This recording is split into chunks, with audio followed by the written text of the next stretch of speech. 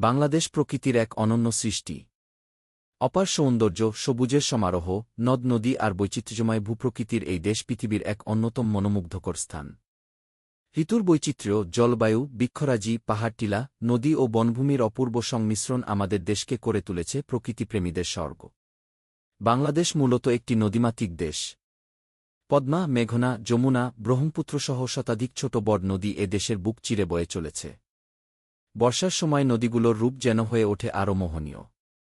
নদীর দুপাশের সবুজ ক্ষেত ও নৌকার ভেসে চলা দৃশ্য আমাদের গ্রামীণ জীবনের এক চিরন্তন চিত্র তুলে ধরে। নদীগুলো শুধু সৌন্দর্য নয়, জীবিকার উৎস হিসেবেও গুরুত্বপূর্ণ। বাংলাদেশে ৬টি ঋতু রয়েছে: গ্রীষ্ম, বর্ষা, শরৎ, হেমন্ত, শীত ও বসন্ত। প্রতিটি ঋতু প্রকৃতিকে দেয় ভিন্ন রূপ ও বৈচিত্র্য।